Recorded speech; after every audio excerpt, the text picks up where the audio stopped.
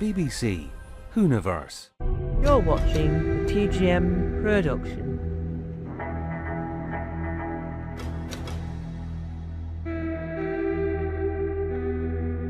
Tom Mason.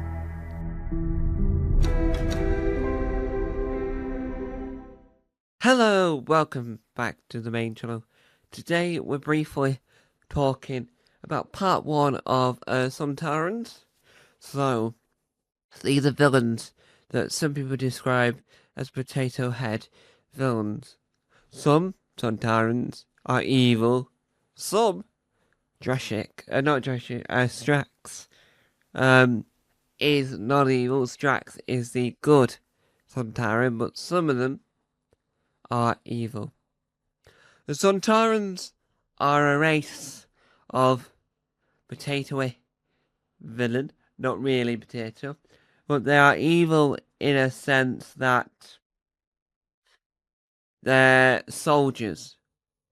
They go to war, they fight, and that's what they find comfort in. That's what they are bred to do, right? To fight.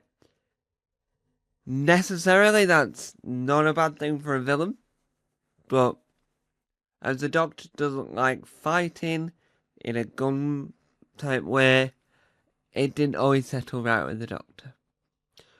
The Sontarans have appeared in Classic Who, New Who, the Sarah Jane Adventures.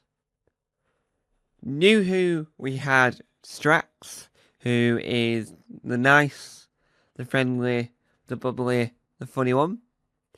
In a newer Who, in Chris Chibnall's era, we have a new designed Sontaran that reminisces of a Sontaran, the original design.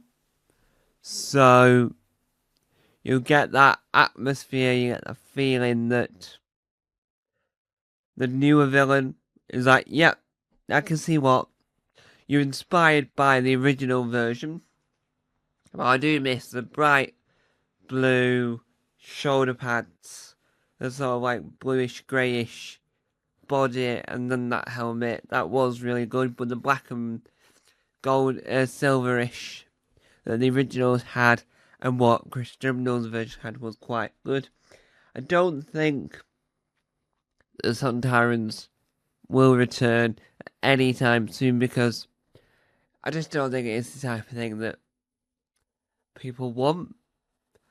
Of every villain they want to return, I just don't think Sontarans are ever in the top 10 lists unless it's Strax.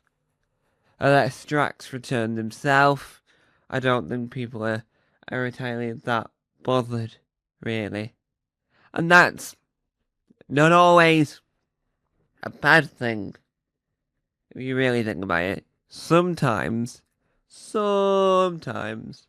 it's a good thing. Sometimes it's a good thing. And at the end of the day, you can't really argue with that. You can't argue if it's a good thing. Because when you're thinking about which villains you want to return, you have to strategically go, right, do I really want them to return? If you look at their sort of merchandise run, they haven't got much. In Big Finish, they've got the Paternoster gang because of Strax, as I've said. So, technically it's a 50-50 really. If we just have Strax back, I'll be much more happier. But I do think the Sontarans are not as liked, as I've said, to the Daleks, the Cybermen, the Weeping Angels, or any other. Like the Toymaker's even more popular. And that would be probably a controversial thing to say, if controversial was ever the right word to use. But as a whole, I think that having the Sontarans return, I personally think we could develop them more. We could give them more to do, extend their character arcs, and say, well, this is who they are really. And I think delving more into who they are would be sort of a fun angle to go. Not only would it be a fun angle, it would be a fun way to sort of extend, sort of branch out their character, if you will. So, personally, I would love to see them return, but in a more of a longer suit. So, on that note, that's where we leave the Sontarans. Now, tomorrow, which is, today is Sunday, the 19th of July. Tomorrow will be Monday, the 20th of July. The same day as Classic Neighbours will start re-airing on the drama channel here in the UK, and Crow Girl will be added to Paramount Plus.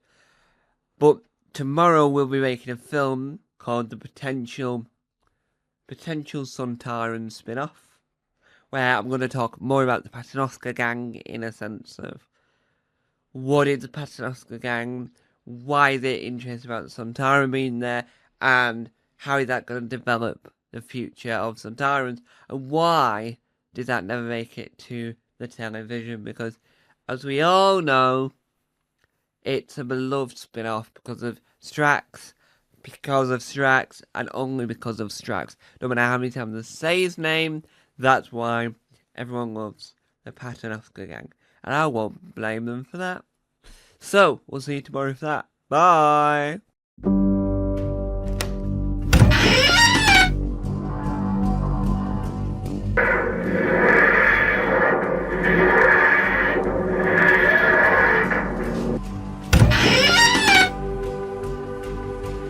Don't forget to subscribe to the official Tom Mason YouTube channel.